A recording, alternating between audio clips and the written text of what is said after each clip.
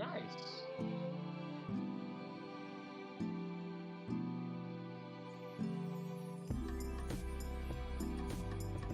Yeah. Savannah, I don't know if how up to speed she was, but she's like, I think he's back, but in kata.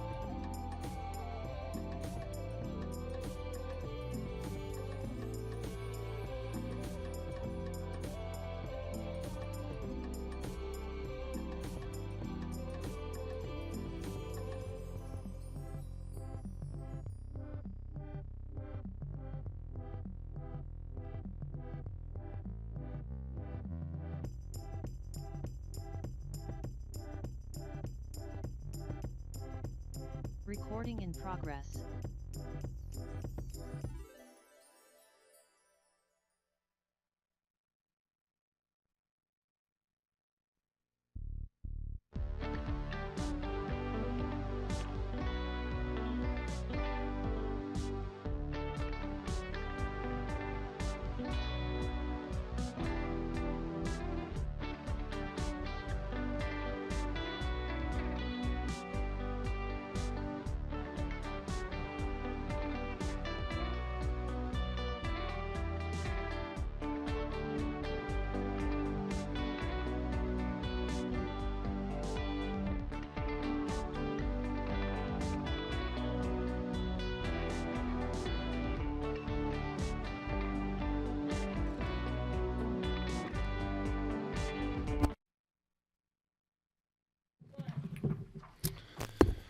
Okay, welcome. We will call to order Wednesday, September 4th, 2024, regular meeting of Aspen Pitkin County Housing Authority. First item on the agenda is roll call. Okay. Francie? I'm here. Peter? Present. Ward? Here. John Doyle? Here. And Carson? Here. Thank you. Okay, very good. Any agenda amendments or requests? If not, we'll move to public comment. Is there anyone here or online who would like to make public comment?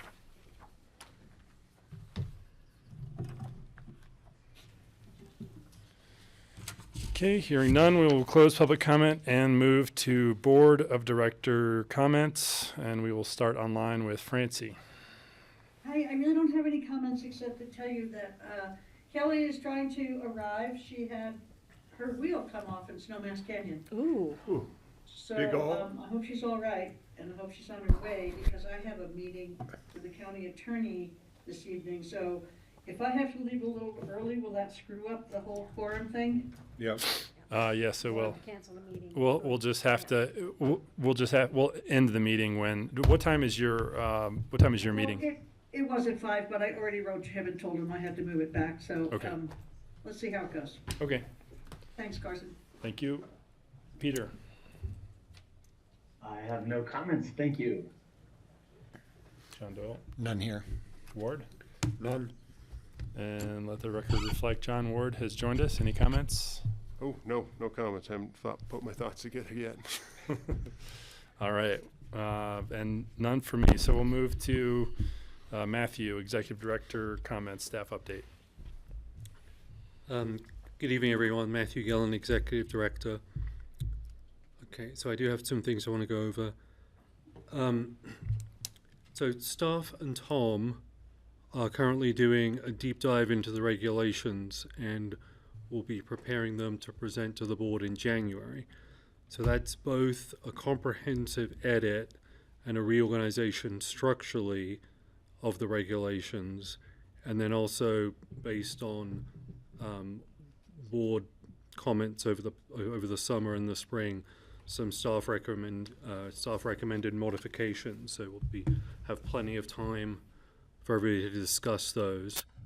But we'd like to give some time at the next meeting to see if there are any other changes the board would like to make as we're doing this, undergoing this comprehensive edit of the regulations. So we're going to put some time on the board meeting on October 2nd, so we can discuss any board-led initiatives in terms of regulations you'd like us to be working on as we're looking at these other regulations. So we'll put time on the schedule October 2nd, and like on each individual item, we'd like the board to come to consensus that that is something you'd like to have worked on.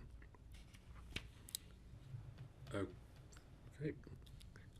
We hired a new, I was going to say a new Andrew, but that's not right. We've hired a new technology person, Anka, and we've also got a new property manager who's coming on next week, right? Mm-hmm. Yeah. So we have a new property manager who'll be coming on next week. We're looking at the 2025 affidavit cycle, and we're looking at ways to make that more robust rather than just an affidavit. We're examining ways where we could ask people to submit tax documents and other documents to prove compliance during the affidavit cycle. That would be for the, quote, normal deed restriction. There are some of the other deed restrictions which don't require as much, and we can't impose as much. But we feel strongly this would be a great way to show compliance with the program. So we'll keep you updated on that, and this would be going live in 2025. So that would be, you would do the affidavit and Right. submit tax returns. Right. Exactly. And How, just, I guess, Who's gonna look at them? well, and I guess to what end? just for a further compliance mechanism. We met with Snowmass, who are doing it through Laserfish, and they've been pretty happy with the way it goes, and we're looking at their method. It may not work. We think it will, so we're just examining it at this point, trying to figure out a better way to do the biannual affidavit. I think they asked for paycheck stub. Yeah. Their most Okay. recent paycheck stub, a Okay. W-2, and taxes for the previous year. Okay. So you're planning on changing or having additional items to prove, or just a way to go Yeah. through them? It would be the same. It Process. would be the same documents currently used, or same ideas currently used for an audit, but rather than just the affidavit saying "I promise," we'd ask for some backup documents every 2 years, and nothing that people don't have on hand. But we're just looking at the workflow right now to see if it would be viable for us to do it. And then a reminder that there have been some changes in Colorado housing law that have standardized procedures for lease violations. So there's now a standard form, and that is submitted and given to the renter on any lease violations, including, for example, late rent.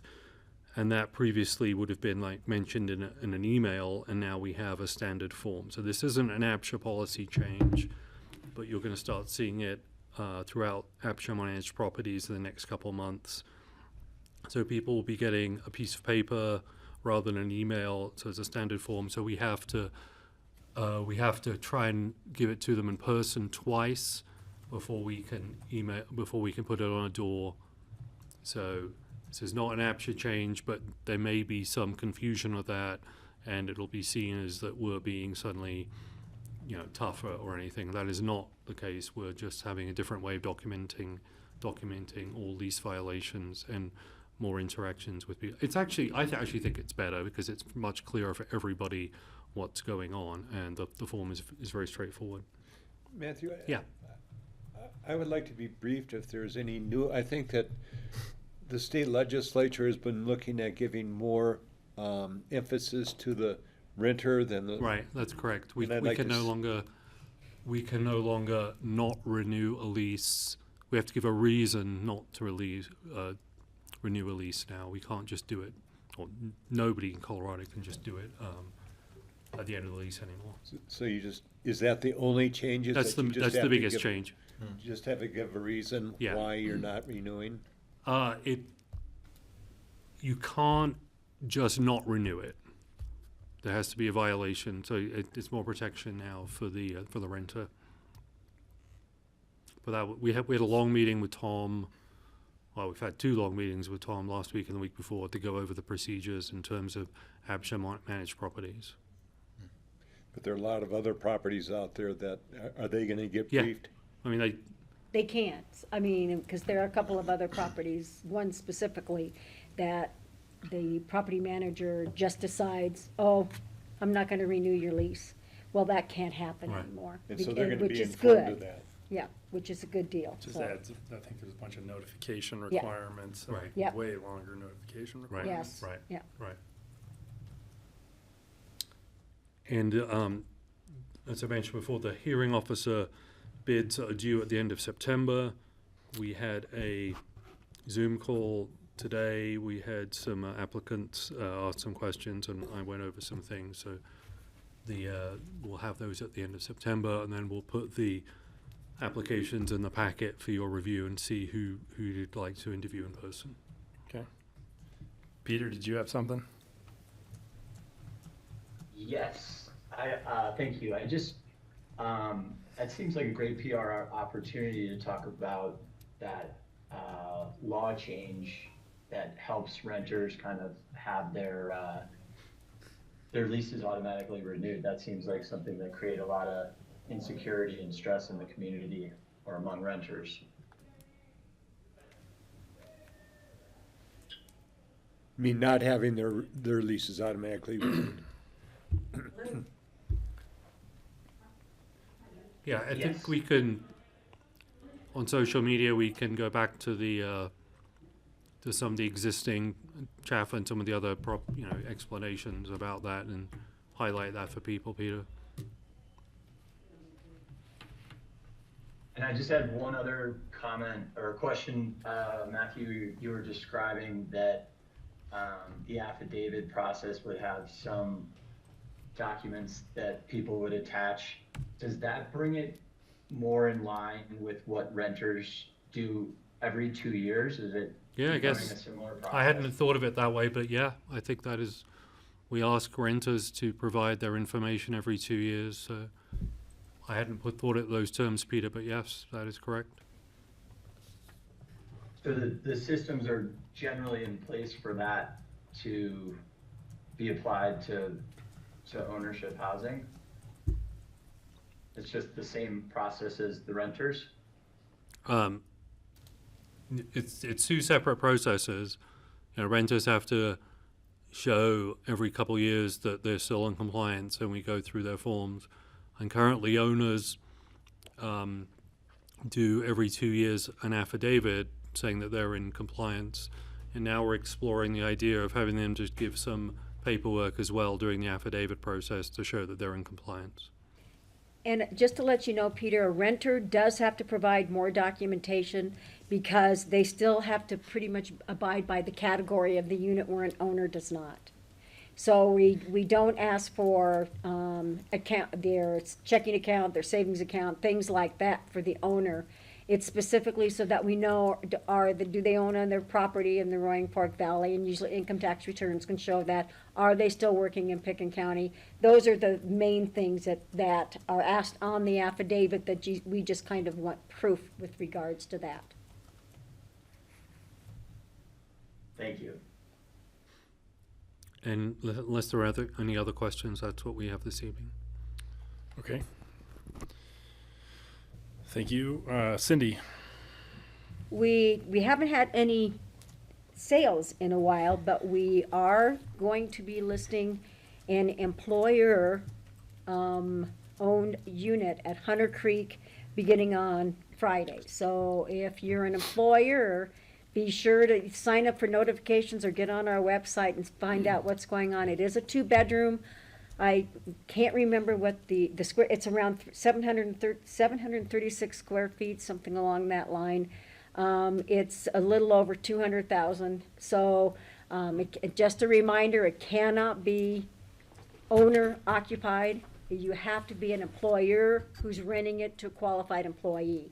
And there's some information, there's a form that an employee will have to fill out and provide some documentation so we know that they're a Pitkin County employer. Is it must be a pretty low income category? No, it's category 4. Just been held for a long time? This has just been, it's been held by one owner from one employer for a really, really long time. That's a great deal. Yeah. How many of those properties that go to so we're listing it, Yeah. so it's gonna go to a lottery? Yes. How many, I think there was a little over 100 that were kind of in that business owner category. I guess, how many do we have that are the lottery versus how many that just can trade however? I know the older ones, like the Hunter Creek ones and a couple of other ones, they have it where the older deed restriction states, they have to go through a lottery system. The pricing is capped. There's an appreciation cap on it. There are some employer units up at Aspen Highlands Village that unfortunately did not have that cap on what they could sell it for. It just is who could actually reside in that unit. It's a category unit, and they have to be working full-time in Pitkin County and not on any other property. So some of those units, which some are 1-bedroom studios and some are even dorm units, they're selling for over $1 million to employers. So the employer still has to be a qualified employer, and they still have to rent to qualified employee, but those prices aren't capped. Where this one is, and I think we might, within the next month or two, have another one that's gonna be coming up as well. But some of the ones do all the ones with caps have to go through a lottery? Not all of them. Some of the older deed restrictions do not state that it has to go through a lottery. They can sell them to another qualified employer. There are some that states it has to go through the lottery system, and this one happened to state that it has to go through the lottery system. It has to be listed with APCHA. I like that. I think that's a good idea, and if there were any new units coming online where that was an option, I would think looking to do something like that to keep it to where a business could get a category 4 potentially unit in the lottery. I mean, I think that's So you just have a lottery for every For the employer businesses. that, just like you have for the people instead of. They have to submit an interest. Yeah. And we will look at the documentation, make sure they're a qualified employer. And then we'll hold a lottery, and I don't know if we can do it on our home track system, because it's gonna be where all the employers will just get one chance. It'll be like ping pong balls or Yeah. something that we'll use. When's the lottery? I think in 2 or 3 weeks. Something like that. It's usually, our lotteries are usually on a Monday. And if we list it on a Friday, it'll be 2 full weeks after that. And should we advertise that? We are. Oh, yeah, that's right. Yes. I think We that's, went I through mean, this. that's- Yes, Yeah, we yeah, are we went advertising that. we went yeah. through that. And I think we're Sorry. gonna be working with Meg to get another, Right. and hopefully maybe contact the chamber as well to let them know that this is going on. I mean, I've been on the board for a while. I didn't know we had business owned units that went through lottery. I We thought just they haven't they had just any in treated- such a long time. That one obviously hasn't turned over Right. recently. Yeah. But I like it. I think that's a good, Are you at liberty to share what business gave it up? It was somebody who used to own the Aspen Daily News. Ah, Dave Danforth. Yeah. okay. Okay, we will move, anything else? Nope. All right, thank you. Okay, we'll move, Ashley. We've got presentation on, or excuse me, sorry, we've got consent calendar first. Just one item on the consent calendar, minutes of the August 21st regular meeting. A motion to approve. A motion from John. What did we decide if you weren't present? You can still Abstain. approve, abstain, And I was not present. abstain. I'll second, since you're abstaining. And John happened to be here, so. Okay, Well, you wouldn't have had a meeting if neither of us Yeah, were. That's very right. true. So, roll call vote? yes, roll call vote. Okay, so John Doyle, Yes. Carson, I'm abstaining, I was not okay, here. John Ward, Yes. and Peter, were you at that? I think you were at that meeting, weren't you? Yes, Okay, so Peter Grenny, yes? yes. Great. Okay, now we will move to presentation on. Francie probably abstained, sorry. Oh, yeah, Francie I just is- sent you Ashley's slides. Can you pull them up? I actually have them right here. Okay, great. I just need to be able to share. Yeah, okay. Hi, Ashley. Hi, everyone. Hey, Ashley. Good Can't job. go in there. Yeah, you can share. Awesome. Thank you so much. Hi, I'm Ashley Perl. I'm the Resiliency and Housing Director for Pitkin County. And I'm here at your request. So it sounded like at the last meeting you all had some questions about the ballot question that the BOCC has approved to put on the ballot, as well as maybe some general questions about Pitkin County and our approach to housing. So I have a couple slides. I wasn't entirely sure what exactly you all wanted to talk about, but I thought I'd run through a few slides, give you some basic info, and then happy to just have a conversation. I am here in a staff capacity with Pitkin County, so I can't really talk at length about the ballot. Like, I can't go into any sort of campaign materials, but I can talk about and share the slides that I shared with the BOCC last week. So if that sounds okay, that's what I'll do. So, That's great. great. So at Pitkin County, we now have a 2.5 person housing team. I'm sorry, and I'm not sorry. But There he for, went. yeah, there he is. He's back. I joined the county 2.5 years ago, and in January took over as the housing director. And I hired Andrew. I did not steal him. I just happened to see our posting, but I was very happy that Andrew joined our team 4 months ago now as our housing analyst. And Myosha Wanika is our housing administrative support. So we're a little team, especially if you're used to the City of Aspen's team or something like that. And then we do have our capital asset department who kind of does some of the building and stuff. So that's what housing looks like at the county. We run a number of programs. Most of them are for our employees. So we run a deed restriction program for our employees, which means that if one of the Pitkin County employees wants to purchase a unit on the free market, we'll give them up to $450,000 towards the purchase of that unit. And then we don't actually add a deed restriction on it. We call it a deed restriction program because it then, as the county retains, actually we do add a deed restriction, but it like basically brings it back to the county if they were to sell. And it's as long as they work for Pitkin County. So if they leave employment with the county, they have to either sell it back to a county employee or to the county. Is it like a shared appreciation? Yeah, basically. Yeah. We No have a- cap on appreciation? There is a cap on appreciation, yeah. So if you've been there under 5 years, it's a 4%, and then if you've been there over 5 years, we just increased it to 7%.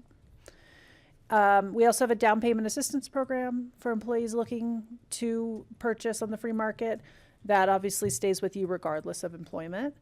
We own 20 rental units, which is a pretty small number, especially compared to some of the other employers in the valley, but we own 20 units that we paid for with general fund money.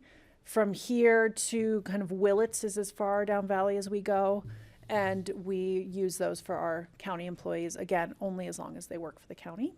And then we have one, what we call an overnight unit. In Pitkin County, we have over 65% of our employees living further than 30 minutes away. And so some of them actually live as far as Grand Junction and some in Denver and come up here for like a week for in-person once a month. So we own a condo in Aspen that we use kind of for folks who live really far away, our snowplow drivers who have a really long night, or some of our employees that live out of region and come to visit. So that's what we offer our employees. We're hoping to roll out some new programs this fall. So a little bit more around rental support and kind of change up some of our programs to offer more. And then we do participate in some community support. Back in the day, I think we had a lot more money and we were able to do more development. So I think in 2019, when the APCHA board and the county and the city looked at all the deed restrictions that you all hold and manage, about 50% of them fall to the benefit of the county. So I think we were quite active back in the day in building new developments. Now we don't have quite as much money, especially compared to our colleagues over at the city of Aspen. So we haven't been developing new, but we have been in that game before. The board also recently committed funding to the West Mountain Regional Housing Coalition, which is the regional housing coalition running a deed restriction purchase program for Aspen to Glenwood. And then we participate in partnerships as they come up. We also own the Phillips Mobile Home Park, which has 40 mobile homes in Lower Woody Creek. And we're hoping to develop that into an affordable housing community with the addition of 35 new units. And then, of course, we contribute to APCHA and the administration of our existing housing. And we're happy to do that. So that's kind of what we currently do. We're always looking for more opportunities and more money to do that. But that's just a little snapshot. So because we would like to be more involved in housing, the board has identified housing as a #1 priority for the last couple of years. We've been looking at what funding we have available to do that. So in Pitkin County. Can I ask a couple of clarification questions before we go on? The down payment assistance program, you said that goes to free market and it stays, even if a person leaves employment of the county, they have possession of that house and they get to benefit from that assistance. Correct. The down payment assistance program is just not that much money. I believe it's around $30,000. So compared to housing prices, as we all know, it helps you a little bit with your down payment, but not a ton. And that's a revolving fund that's managed by the Impact Development Fund. So we don't actually manage it in-house. It kind of pays for itself. So in essence, for the deed restriction, you're getting, for $450K, you're getting a deed restricted unit. Yeah. Okay. And how long after a person leaves employment for the county do they have to vacate? Ooh. You're asking me questions I don't know all the details to. Ashley, you know everything. I feel like it's not as long as 6 months. It might be 3 months, but don't quote me on that. So it's not a terribly long time. We're really looking to make sure that these units are for those who are working. Yeah. And then we rely on you all for community units as well as some of the retirement units. And a question on, there's housing at the police department. Is that part of the city? That's part of the city. Yep. Thank you. You're welcome. Sorry, I don't know all the answers. Other questions on this slide? So we do have a housing impact fee. That is our only dedicated funding for Pitkin County housing. So that's collected on construction and demolition and remodels. And from 2019 to 2023, so a 4-year period, we collected $9 million in impact fees, which seems like a lot. However, that's only 1.8 averaged a year, which at current cost is not enough for 2 units at new construction costs. The other challenge with this is we don't know what's going to come in year to year. So we can't bond against this. We can't finance debt with this. It's just too elastic to be reliable for long-term planning. So while it is great and we rely on it to purchase workforce housing and support workforce housing, it's not a long-term sustainable strategy for us. The only other funding that we've recently put towards housing is general fund. Pitkin County has the second lowest mill levy in all of Colorado for counties. And just like the city and many other entities, our general fund has a ton of competing priorities. So the board in 2023 had some savings from COVID reimbursements and different grants and things like that. And we were able to put aside $7 million as a one-time housing bucket. But that was a one-time thing. We can't do that year after year. So when we look at kind of ongoing long-term funding for Pitkin County housing, it's a little tricky to find some of that longer-term sustainable funding. So for that reason, the BOCC has really been looking at how they could find a longer-term sustainable funding source. And they have set a goal of partnering in the development of an additional 250 units over the next 10 years, as well as supporting the prevention of homelessness and maintaining our existing housing stock.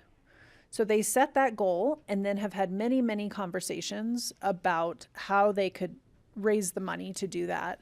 And they landed most recently on a property tax. So on the November 2024 ballot, you will see a mill levy increase that goes to the voters.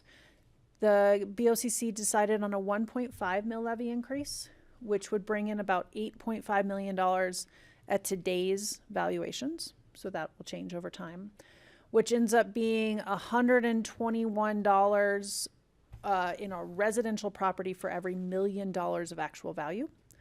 And then for a commercial property, it's $435 a year. So BOCC had lots of conversations about this. I see Francie's on, she can speak more to this. They felt like this was a tough year to ask for a property tax increase. And also, this is the number one priority that many of our local governments in our community has. And 8.5 million, as you all know, doesn't go terribly far in the housing world, but it can get Pitkin County to the table for partnership conversations. Right now, we get called a lot on, can you be part of a funding stack for this project? Could you come to the table could you give us a low interest loan on this? You know, we could build 10 more units and we could have them be all low income if Pitkin County could come to the table. And the answer is always no. We have no money to come to the table for that. So that was the board's intention in setting it at this number. And either you or Francie, how much did the BOCC contribute to Western Mountain? To the West Mountain Housing Coalition, they contributed a total of $1 million. $719,000 of that was ARPA funding, so federal pass-through funding, and then the remaining was from our general fund. And did Habitat for Humanity, did the county contribute anything to that? They have not to date. Yeah. When the board considers this mill levy and how they might use it, they've talked about a bunch of different uses that you'll see in the ballot language, but including senior housing, transitional supportive and emergency housing, partnerships, conversion of free market, so deed restriction purchases, buy downs, and then the preservation and restoring of current affordable housing. So a lot of the work that you all do around capital reserves and whatnot. We talk a lot at Pitkin County about the full housing continuum. So that's why that's on the screen. We talk about how do we support people moving out of homelessness all the way into free market home ownership, and how can we support kind of folks no matter where they are along the housing continuum. So it's kind of a narrative we talk about a lot. And just for county housing, a person that's been working for the county for a long time, they retire, is there a way for them to stay in their housing? There's unfortunately not. So if they are renting from the county when they retire, they do have to vacate the rental. Same with if they took advantage of the deed restriction program and purchased a home, they have to sell that back to a county employee or to the county directly. So unfortunate, but pretty tricky, as you all know, when we're using public funds. The BOCC has had a number of conversations about prioritizing who they want to serve by housing. So they've expressed a lot of interest in supporting local workforce, obviously, but especially kind of this group here. So taking what you all have at APCHA as your priority, which is the first responder kind of designation and expanding it a bit. So emergency workers, transit drivers, and snowplow drivers, kind of adding that to that first responder bucket. And then healthcare, human service responders, and then teachers and educators. So the board had a lot of conversation about, yes, we want to support everybody, including small businesses, but if they have to prioritize, this was kind of where the board landed. Could you forward us your deck? Yes, I can share it with you. Thank you. And then in Pitkin County, we have a lot of conversations, not just about housing, but about growth and density and where housing should be in the community. And over the last 2 years, we completed a community growth advisory committee process. They came out with a final report, and in there, they really named that growth and density can be really challenging here in Pitkin County, and that we don't just want blanket growth, but that the growth we do want as a community that meets our community values is more affordable and middle housing. So that comes directly from their final report. So with that in mind, the board debated for quite a while having language in the ballot that really expresses the board's desire to put housing where housing should be and where housing exists right now. So that language that's up on the slide, you can see shows up in the ballot language. So they decided to add a bullet point that said, prioritizing housing in areas consistent with existing employment, services, and facilities with the intention to protect rural character. So those were some of the conversations we had with the board. And then that led to the ballot language that you will see on the ballot in November, which, to generalize, it's a 1.5 mill levy increase for 25 years, no more than 25 years. And then those 6 bullet points are essentially the guidance on how the board sees these funds being allowed to be used. So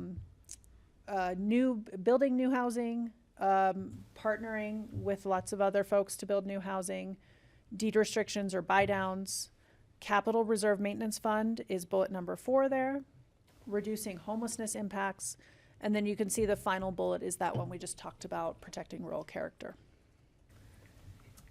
And that is my last slide. I hope that was informative or what you wanted to hear from me today. And if not, I can tell you other things. Do you have a statement of what your homeless policy is? And because we don't really, at the city, don't really have a homeless policy. Mm-hmm. If you have something like that, could you forward it to us? I can send it to you, yeah. Pitkin County Human Services is really the lead entity, and then I work on homelessness as well, but we had a Pitkin County Housing Stability Coalition from 2017 through 2022 that created kind of a strategic plan for addressing homelessness, had a data count, like a point-in-time count, as well as some other kind of implementation plans moving forward. So I'm happy to share that with you. Thank you. So, bullet point 4, creating a capital reserve maintenance fund. What is, Francie, I think Francie and somebody else reached out to me on this from the county, but what does that look like? What's the plan there? I mean, this is the one thing, buying, creating, deed restriction, more housing is great, but I don't think there's a real plan in place to preserve what's already there. Francie, do you want to answer that one? Yeah, when you look at the text of the ballot amendment, the full explanation of it, it does include, the right word fails me right now, Carson, but basically maintenance and continuation of effective units that we already have. So this is stock in your inventory today. Yeah, capital reserve maintenance fund to preserve and improve existing affordable housing. So, well, I don't know whether that's going to include things that we don't singularly manage, you know, some of the APCHA units, but I'm assuming that we're going to continue our support of reserve maintenance fund at APCHA. I can't speak for everybody on the board or what that's going to look like next year, but you know, it's certainly one of our priorities. I mean, Is that what you're asking, Carson? Well, yeah, it's John. It's me. Hi, John. Hi, Francie. How are you? And the reason I ask is even at $8 million, right? Whatever your mill levy request is, your ballot issue, your $7 million in the one-time slug. To me, those are funds you're going to spend a lot of money on. You know, maybe you spend $400 on a deed restriction. You do some things, you know, employees, whatever else. You find some buy down programs. We participate in the western states housing a little bit, but you can easily spend, in my eyes, with HOAs, with capital reserve studies. I'm guessing we're going to see some big numbers on some of these HOAs that have been neglected for years. We know one up the hill is significantly neglected. It has a big overhang of 12 or 13 million dollars, or some number, might be 18 or 20 today. But it feels like you're going to be able to spend a lot of that money, a lot of your proceeds on some program to work with HOAs, to work with homeowners, to be able to just do exteriors of buildings, to do foundations of buildings, to do pipe and sewer and whatever else that needs to be fixed over, lifespan of a property, roofs. That, to me, that's the meat of this program as much as anything. I mean, you got Phillips Curve, but I think that's a separate issue, isn't it? The Phillips Trailer Park? Well, no, it's not entirely a separate issue. We have $7 million right now in our housing fund, more or less, and we're pretty committed to applying that towards Phillips first. It's not written down in any kind of contractual way, but we're trying to work with partners, John, and so I think really this $8 million a year figure is just to get us a seat at the table to create housing for people. It's not necessarily just for the Reserve Maintenance Fund or just for helping homeless people become more stable. It's not specifically for anything. Really, it's a lever to give us a seat at the table so that we can work with partners to create housing and continued maintenance of housing in whatever form that might take. Francie, the invitation from the city is for you to sit with the table because we have this lumberyard project. Oh, really? Well, sorry, this might not be the place for it, but like Phillips, you've got owners down there that rent, right? They're renting pad sites today. They own their trailer. Some of them may have some debt, some of them may not. I'm not sure what the makeup is down there. But county paid, what, $6 for that site? I can't remember what the number was. 6.5. That's right. That's right. And, infrastructure is going to be a big deal on that site, isn't it? And coming up with something, but maybe there's a partnership with those where you fund the infrastructure and then the owners share in a, to build out, modular housing or something on their locations. And maybe you figure out density and can get an idea to increase some density in that site. They as don't well. own their location. They don't own the land on which they're. Well, no, but trailers sit. they are owners of their mobile homes, right, or whatever's sitting Right, on that exactly. site. And, there are a lot of complications there. Some of those houses, those mobile homes are impossible to move. And actually, I think if I'm not incorrect, Ashley, I don't believe you can move a mobile home that's older than 1970. Goes to your dump. And some of them are. You can't make loans on them either, Francie. Yeah, it's a complicated thing in Phillips for sure. And we have looked at some of the people buying into their own homes or renting their own homes, and we are not decisive on any of those issues right now. We have to leave ourselves open for whatever partnership we can come up with to build out Phillips. Just the infrastructure alone is a phenomenally high number. I'm sure Ashley has it, but I do not. But and we've already done some infrastructure work there, but it is what it is. The board has voted on, I believe it's a total of 72 units there. A couple of us would have liked to see that number be a lot higher, actually Kelly and I. But it is what it is right now, so that's what we're operating on, and we do have other people in conversation with our staff, and we'll see where it goes. First we have to pass our mill levy, and then we have to get our first maybe $8 million. Now I'm digging here and taking us off topic. What school district is Phillips Curve in? Aspen. Should be an Aspen. should be Aspen. Aspen, I thought it Maybe started it's at, Aspen. I thought think it it's- started at the, I think it's below, 'cause Canyon. I know that a guy that owns the property directly across the highway from Jerbozdale, and he told me he is the last house in the school district. In the Aspen School District? Yep. Yeah. Which would put Phillips Curves just outside. I always thought it was the canyon. Enter the canyon, you were in Roaring Fork. I think that's accurate. But, and I just bring that up, that's another partner is the Roaring Fork School District, right? They've got funds. We're having pretty extensive conversations with partners around Phillips. As Francie alluded to, it's a incredibly challenging project that the water infrastructure alone that we have to do to bring the park up to snuff is over $10 million. Is that because of the 72 units? Or is No, it because, that would be if just the to that- county just continues to own the mobile home park with the 40 existing mobile homes on it. We need a new wastewater treatment facility, a water treatment facility, and a water tank. It's over $10 million. couldn't you just put that in the river? Sorry.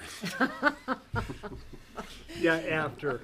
This is So- not 1970. So our hope is to at least kidding, take it care was of what we've got ourselves into, which is bring all the infrastructure up to a place where it can be sustainable for just the existing units.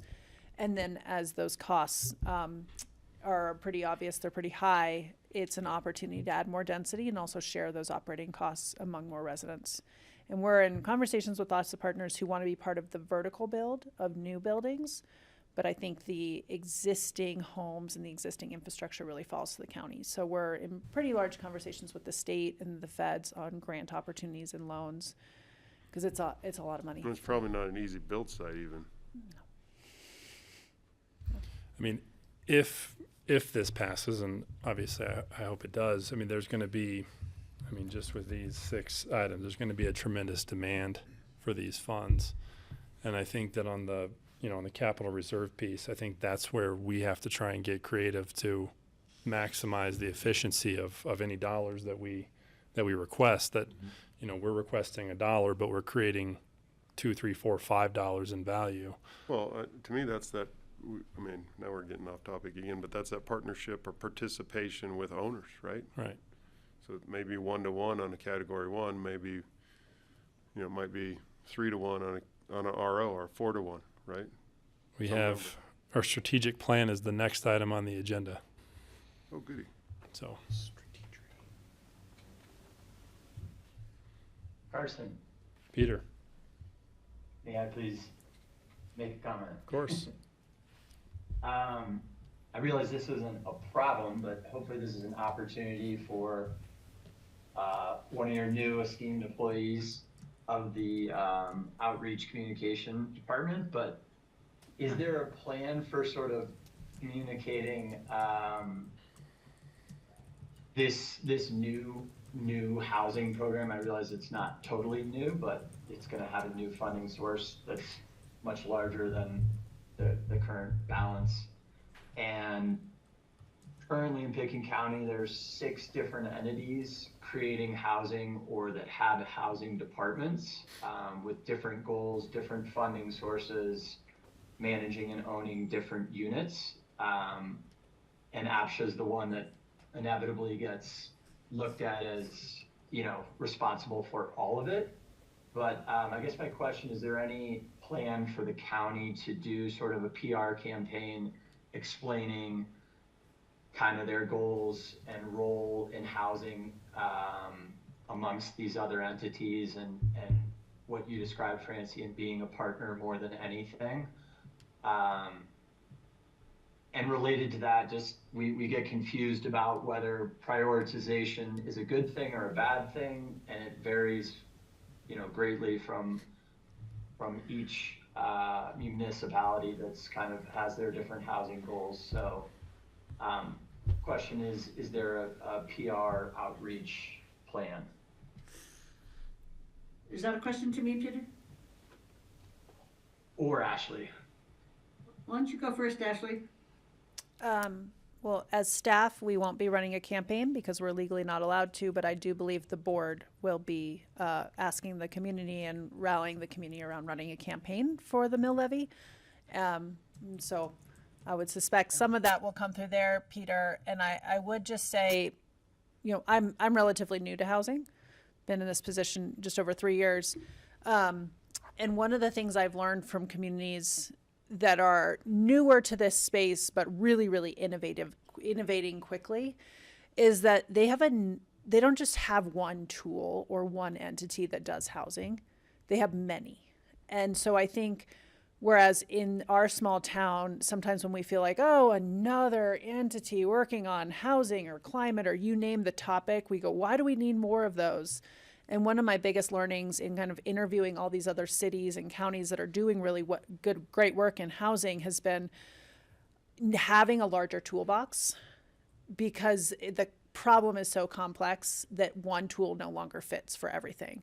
So having community land trusts and housing trusts and housing authorities and cities and counties and private industry, all doing what they can, but also, hopefully communicating and working off each other, not duplicating efforts. But I think that's been my biggest learning that I want to share from kind of being new to this space is my gut is always more nonprofits or more entities, come on. But I think in the housing world, that's how a lot of these other cities and counties are really doing some pretty cool, innovative work in the space. So, Francie, you can probably speak more to the campaign.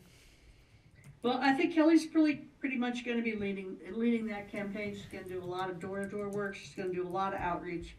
You guys probably know I'm sort of digging in with the airport issue, and my own campaign, of course. I think that we don't have very many levers, Peter, as commissioners. We have property taxes and mill levies, and that approach, other than that, that is our resource.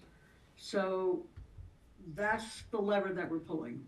And so when we get income from that, assuming it passes, which, easily could not this year with all the increased evaluations and assessments, but let's just assume that it passes, then at least it gives us an opportunity to either participate with existing housing, create new housing, create new rentals, do more buy downs. It gives us a whole panoply of choices to make, which really we don't have right now.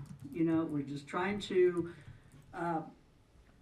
proceed with our plans for Phillips, because we already own it, and that's our first sort of obligation. And then after that, we'll see. We have 390 employees in Pitkin County, and most of them live really far from where they work.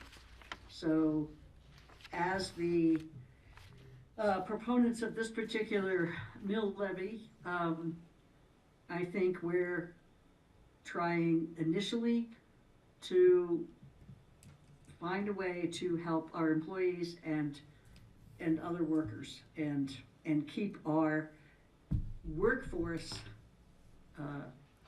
keep their lifestyle less arduous than it seems to be heading if we don't do something. Peter, the county, like the city, we can advocate for a ballot issue, and the county can't. They can do information on it, but you're certainly invited to start a nonprofit to advocate for the passage of this ballot issue, and I think you could probably find some people to join in with you. I know you're looking for something to do. Reporting on that stuff is such a pain. Peter's a number guy. He can do that. Carson, those were all the slides I had, so unless you want to. I don't have anything else. Any other? No, thank you so much for these efforts. It's nice to be here. And actually, you're always welcome to come. You don't need a... I follow along, from a safe distance. You're safe. But we do appreciate at the county all the work that APCHA is doing, and Francie and Kelly's time and all that. And it's exciting to see where we're all going. Thanks a lot, Ashley. Thank you. Thanks. Thank you. Okay, we will move to the 2026-2030 strategic plan. Seems like we're really ahead of this. We have to do it next year. Yeah. So, per the IGA, the APCHA strategic plan has to be updated every 5 years. So it was last updated in 2020, so it'll be updated in 2025. So I just wanted to kick off the conversation on how the board wants to do that, timeframes for you guys, level of, does it need completely revamping? Does it need a light sprinkle? Those are the kind of questions. But I thought it might be useful during this meeting to actually go through it. I'm not going to read it to you, but I thought it might be good just to go through it to kick off the discussion, and then we'll have the discussion on how we'd want to update it. So it starts with the mission, which is supporting affordable workforce housing. And then it mentions equitable policies, accountable management, and innovative development. And then, I guess, separate from the mission, it talks about the vision, which is aspiring to cultivate the country's most vibrant the country's most vibrant mountain community, diverse, connected, healthy, and thriving. And then I thought, when I was looking at this again, I thought this part was just as important as the goals, which is the values. So we have public trust, and that's reflected in doing what's ethical in the public's interest, demonstrating equal opportunity, fairness, and consistency. And then we have quality service, providing respectful, friendly, timely, consistent, and proactive customer service, fair and compassionate service, and improving the customer experience. Then we have transparency, communicating frequently and accurately to increase public awareness and understanding of the program. And then accountability, promote inventory and occupancy integrity, adopt organizational best practices, culture of continuous improvement, and of course reflecting excellent financial stewardship and governance. Then the efficiency and effectiveness, implement state-of-the-art systems, processes, policies, demonstrate value and verifiable results to the public and decision makers through reliable data and reporting. Equity, provide equal opportunity of access to housing for qualified workers. Innovation, creative solutions, be open to new and effective ways of doing business, have a long-term vision. So those are the 7 values, and then it goes on to the goals, which started in the fiscal year 2021. So there are, I think, is that 5 goals? Yes, 5 goals. And so they have at the top, it's the goal and then strategies to achieve that goal. So the first one was organizational excellence, strong organizational capacity to allow APCHA to fulfill its mission. And that is done through improve the government and operational infrastructure, ensure success and full implementation of home track. Second one was ensure financial and housing stock well-being within the current financial realities of the city and the county. And that highlights through credibility, through financial and professional integrity, strong governance, and excellent decision-making. And again, it says ensure and success and full implementation of home track, improve the governance and operational infrastructure. And then the third goal, and this was an interesting one, assure the integrity of the social compact with the community and our residents. And I am going to actually read this one because this is a little different than the other ones. Since its inception, APCHA has been a key component of the Upper Roaring Fork Valley community, entering into a social compact not only with its residents but with the community at large. That social compact requires open, transparent communication between APCHA, our residents, and the community. The integrity of that social compact is critical to assure the achievement of APCHA's mission and goals. And the strategies are increasing clarity of eligibility and residency requirements, review and align deed restrictions to fully convey expectations, responsibilities, and obligations of deed-restricted home ownership, improve understanding of and compliance with a renewed social compact with the APCHA residents in the community, and improve the appeals process. And similar, goal number 4 is the public trust. Housing stability, crucial component for a thriving community. APCHA is a service program that relies on the public's support, and APCHA must be able to earn and maintain the public's trust. So strategies are to identify opportunities to improve program participation and improve effectiveness of public outreach. And then the 5th goal, apply housing expertise to help build community. APCHA has become a nationally, internationally recognized for its expertise in assuring affordable workforce housing. As the workforce ages and retires and the way we work continues to change, APCHA can apply its expertise and policies to assure the community addresses those changing needs.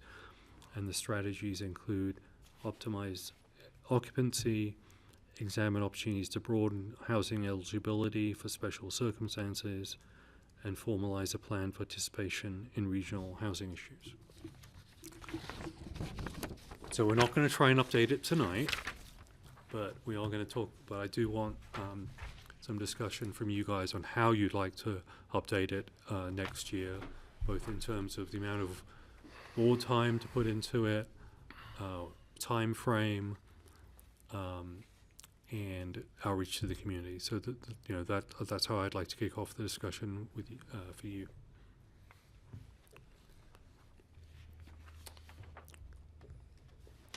And we did have on the memo some suggestions from staff. So, having an outside facilitator. We were talking about community survey and focus groups, and at least, like we said, 2 board work sessions to discuss results and finalize. And we could either do that like we did last summer with an afternoon retreat, or do it in board time, depending on your wishes. Feels like we've done this as a retreat a couple of times. Yeah. Right, with a facilitator. Yeah. Yeah. I mean, I would say, I mean, if you look at number, I think number one, I think you know how I feel about that one. I think that's one that should continue to stay. Number 2, I do think that we just heard about the ballot measure for Pitkin County and the financial realities of the city and the county. I mean, we're not going to know those until we know the outcome of that ballot measure. And I think that ballot measure is going to have if that passes, there's potential, right, in understanding that the funds, we would have to request, we're not going to have the right to use those funds, but there's potential, I think, for more work to be done depending on the outcome of that ballot measure. I think a scope of work to be done. Right. Yeah. 2 is where creativity comes in, right? Programs, ideas, Yeah. partnerships. Right. But, it probably needs to stay, but it's more about what are our resources, and resources come from mom and dad. Mm-hmm. So we can come up with programs and ask. Right. A couple of things that, for me, one of the things is the community always hears about people that feel as though they've been mistreated. Mm-hmm. And not the 90+% that are happy with the way that they're treated. So that's part of the communications and the public outreach, because everybody, it seems, likes to hear about people that complain, and the reason why APCHA is an eviction authority instead of a housing authority. And that leads me to the other one. the ability to be flexible yet to have mandates. You know, we see where some fines could be levied that aren't levied. Do we have to have do we want to visit having mandated fines for certain violations? And how do we structure it so there's enough leeway or elbow room to be flexible for individual cases? Because I think APCHA has shown the flexibility and the humanity for individual cases, but I don't think that's well known.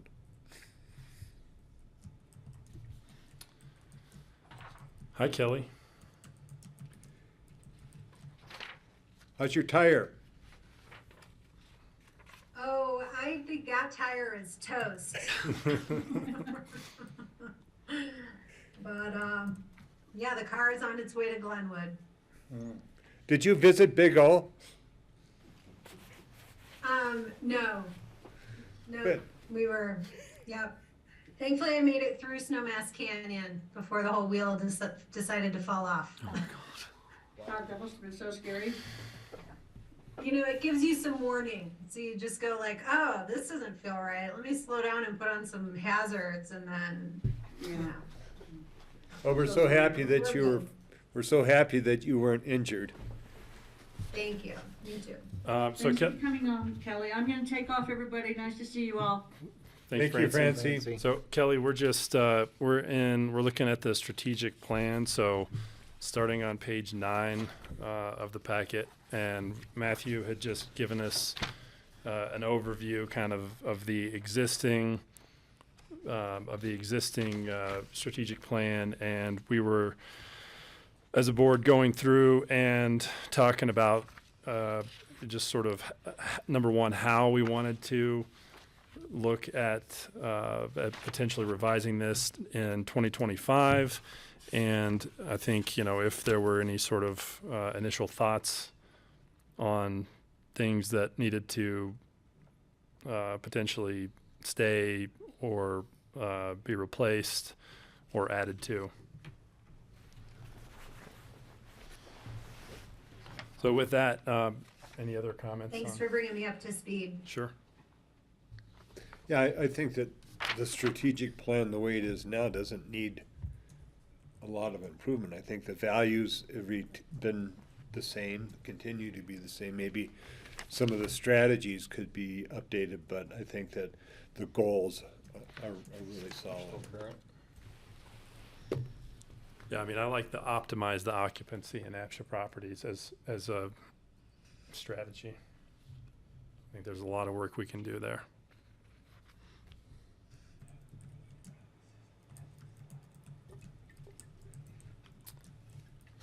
Any other thoughts on this? How should we, is this something we should schedule as a retreat? That's what I'm asking you guys. Yeah. Yeah. I think it's a retreat kind of thing where it's probably one gets it done, I think so. right? Great. With a facilitator. Yeah. And should we do that after the November ballot measure? Yeah, that's another Yeah, I question. think is I think when it's would into you- next year, right? It's When would you 20 like to do it? I mean, Probably you don't have to tell me March. right now, but February, March. spring, you know, would you like to do it spring, summer? When does it need to? It doesn't really say. Yeah. Okay. Just every 5 years. Yeah.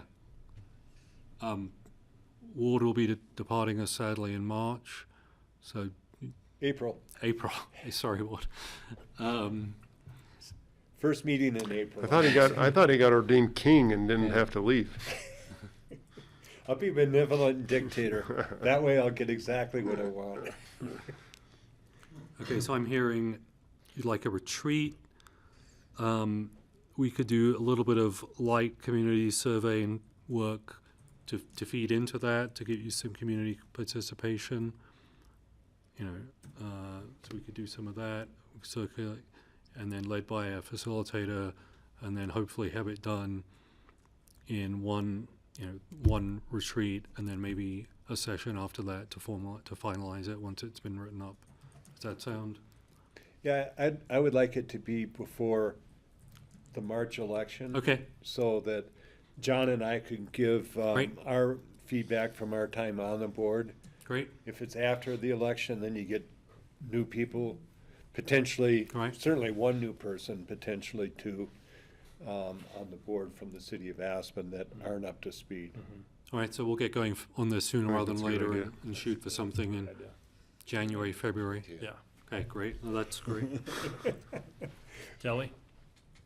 Thanks. Yeah, I know for the for the county, and if you want county support, things tend to be a little bit lighter in the first quarter of the year. So this is sort of great work to do during that time. Excellent. Okay. Anything else? Any other comments? I think that's, we can march forward with that. That's great. You know, can I make a director comment that is a little relevant to this? Of course. Okay, sorry, and again, sorry to miss the beginning, but I just wanted to, I will forward this along, and it's late notice, I'm sorry I didn't think to send it sooner, but there is a workshop happening next Wednesday at A.P.C.H.A that is around the principles of human-centered design, which is going to be run by an organization called IDEO, and they're like real sort of design experts, and not just like design for products or buildings, but actually for like solutions to social problems. And I have really benefited from some of this type of training, and I think anyone involved with APCHA would benefit from this type of training if it's something that you're interested in. Kelly, I would be going, but I'm out of town Wednesday, Thursday, Friday, but Cindy is planning to go. Oh, great. And I think, is Bethany? I Bethany's don't- gonna try. Bethany's going to try, and I would definitely be going, but I'm looking at colleges Wednesday, Thursday, Friday. Not for me. You're going back to I'm school. going back to school. Very exciting. Part of But even finishing for up that board members, bachelor's degree? anyone who I think is just engaged in the community and sort of has, you know, their hands in sort of social dynamics, it's really great training. So thanks. This is off topic, but Allison is retired from the board. What is the process for replacing Allison? Does that go We're through going city through and county? advertising right now. Yeah, I'm that's sorry? It has to be through the city and the county. Right. It's being advertised. Okay, So, and their process, I know that people can probably, I think, go on the county website, I think, and sign up. Whether the county then goes through it first, or or they provide it to the city. They're the ones, Sarah talked a little bit about it at the last meeting. I'll verify what the actual process is, but the second I heard about it, I contacted Nicole. the city and the Yeah. county, both of them, saying that we needed to start getting this advertised. yeah, and I think the last time that we went through this, we did not have a joint meeting between the BOCC and city council, that the bodies individually. Right. They met separately. I think don't you have a joint meeting coming up? We've done it both ways. Yeah, Sarah was hoping Sarah Art was hoping there might be some candidates available for discussion at your next joint meeting, which When is that? I I think thought it it's was in September. I think we September. have one in September. Yeah, don't you? this But if, month. Sarah but if might that not be doesn't, here. but if it doesn't pan out that way, well, you can do it separately. But we've done everything we need to and told everybody to advertise it. Well, I think when we have joint county-city, there are work sessions, Yes. and in order to do an official motion. You'd both have to do your separate resolution or whatever. At a actually regular appointing meeting. the person, but you can Right. meet to And have talk about it interviews and then. stuff like that up front. Yeah, Yeah. So that's what John and I went through, was the joint meeting, and then afterwards, each group did their own. Mhm. we did that with Peter, too. Boy, did we make a mistake. I remember that. Yeah. Just kidding, Peter, just kidding. Okay, so we will move forward with trying to get this done in January, February next year, and while we're still under the Houndstein administration. Okay. Last item on the agenda, going to one meeting a month. I think this is the third or fourth time we've seen Yeah, this. I know that, and I just wanted to ask about it again. I think that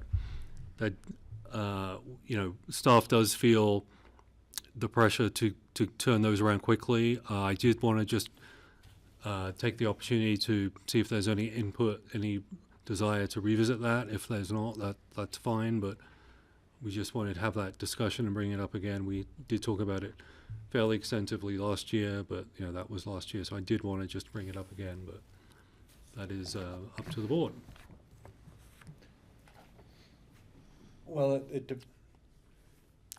we were hit with a number of appeals that took a lot of time. Right.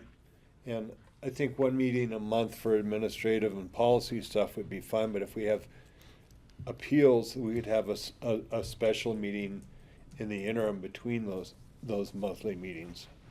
If the board feels that they need, and I look for the other members of the board here, if they think that we need 2 meetings a month, fine, but if we can get by with one, with scheduling special ones in case we have a particularly busy agenda for, say, for appeals. And maybe that's the rule, right? Appeals a special meeting, right? It probably gives that individual, during the process a little more focus. I don't know. Go ahead. I was going to say, based on the memo and what we're working with lately, I think once a month is fine, but I like Ward's suggestion. I think that would keep everything on schedule and be a little easier on staff. I think one of the things that I am concerned about in doing this is, every time we try and make any sort of a change or enact any policy, we have to talk about it, and then it comes back, and then we have first reading and second reading, and if we're going once a month, then it's pretty easy for 6 months to slip by. And I think, I don't know, I think that it is, in trying to coordinate the schedules of 10 to 15 people for special meetings, I think it becomes very difficult to schedule from a quorum standpoint. I would be more in favor of keeping things as we currently have them, but trying to be a little bit more thoughtful, looking out, 1 to 2 to 3 meetings, and potentially just canceling meetings if we don't have the agenda, giving people some notice and just simply, pulling it off the calendar rather than trying to coordinate and schedules and put it back on. I agree with that. I would also say that it seems like most of the times we had trouble achieving quorum was during the summer months when people Right. were out of town. Right.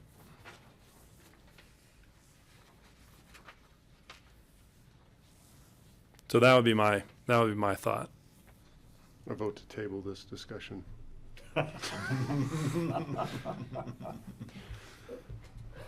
I move to table this discussion. Okay. I can see both sides. Like a meeting tonight, it's an hour and 15 minutes. Get it done. You get into the policy stuff, it can get, that can be onerous sometimes, depends on what we got. I agree with Carson's thoughts on, it's nice to keep that stuff fresh in your mind, because you come back a month later, you forgot what you talked about, you forgot what your second reading is. You're kind of reacquainting yourself with it sometimes, especially. I'd agree. So John, would you support that we keep 2 meetings a month and with the flexibility of being able to cancel if we don't feel the need for one? Yeah, I mean, one of them can, like tonight, felt like a lot of housekeeping, right? So it's keeping things going, and then next meeting, I'm guessing we're gonna start talking about policy or whatever, on some of the stuff you talked about in your executive comments, right? Which is gonna deep dive, and that can be a 3-hour meeting. Mm-hmm.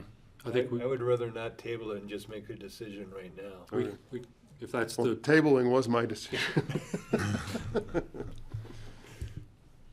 if that's the direction that staff should feel empowered to cancel meetings if there isn't a full agenda.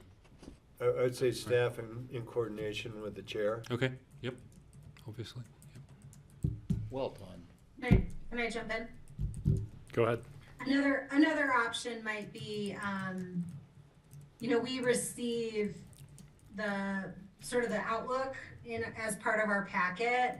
Maybe we actually just add 5 minutes onto our agenda to review that together. And so, you know, we would know, like, we can also give direction to staff, like, we can cancel this next meeting, or we don't have, you know, or we don't want, we only want a half-hour meeting because we want to do first and second reading in 1 month, you know, or something like that. If it's possible, you know, I don't know, I'm just throwing this idea out there for staff input. If we're able to have enough detail in those future agendas to just look at them and say, a meeting doesn't make sense on this day, and we can do that a couple of weeks in advance. Kelly, that is an excellent idea. I think that is a good idea. Great, yeah. All the best minds. Alright, so what that'll look like is let's just add somewhere, whether at the top of the agenda or the bottom of the agenda, 5 minutes to review future agendas. So we can just, yeah, I like it as the last item on the agenda, just to say, Okay. you know, next meeting, or, you know, next 2 meetings, what do we have? Can we combine them, maybe if we're reviewing the next 2, can we combine the next 2 into 1 and just cancel 1? Great. We can do that. Thank you.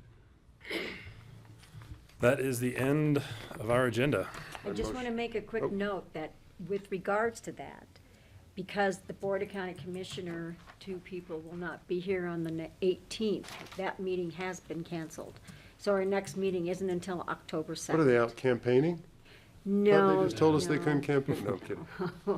Well, Francie can certainly campaign for her seat. Oh, it's beautiful. It's a memorial service. No, we have a Go to Melody an does. event that we are both gonna go to. Memorial. Feels reasonable. An event.